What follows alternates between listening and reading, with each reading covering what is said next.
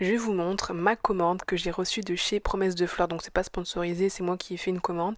Et je suis plutôt contente, c'est la deuxième fois que je commande. Alors la première fois j'ai eu un petit souci, je pense que les plantes ont eu un souci donc de logistique, donc ça fait des allers-retours. Donc peut-être qu'elles ont un peu subi et finalement elles ont dépéri quelques mois après la replantation. Mais là, cette fois-ci, elles ont été livrées en temps et en heure, donc on va le faire tout de suite.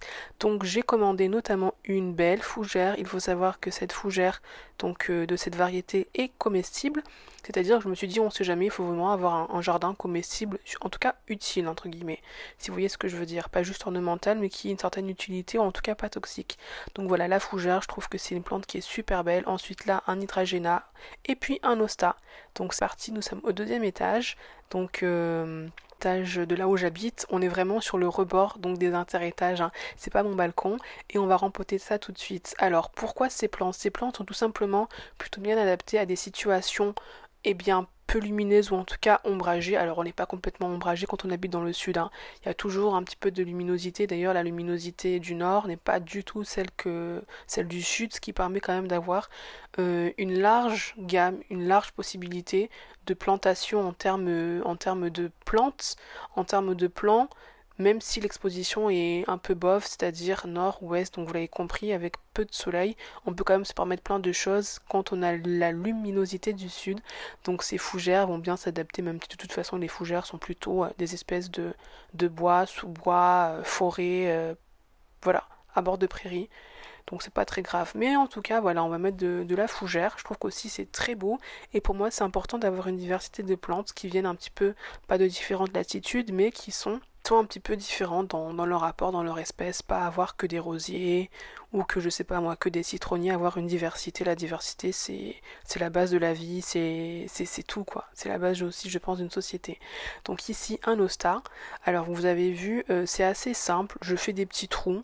Je creuse, sachant que la terre est déjà bien humide, hein. D'ailleurs, vous voyez, la terre, c'est un mélange de terreau avec beaucoup de terre de jardin. Donc, terre de jardin que j'ai récupérée dans un parc naturel qui s'appelle Estiendorf et qui accueille des oliviers centenaires et qui est vraiment safe, hein. Il n'y a pas de rejet bizarre, comme des fois ça peut être le cas. Et donc, ça permet vraiment d'avoir une terre bien compacte, un peu argileuse, qui va bien retenir l'eau, on va dire, et qui est vraiment faite pour avoir des plantes qui vont pouvoir se développer parce que le compost, pardon, que le terreau, c'est un peu chaud. Bon, vous voyez la pointe de l'hosta, il va pas tarder à feuillir. Les deux fonctionnent plutôt bien. Ce sont des plantes qui ont des besoins assez similaires.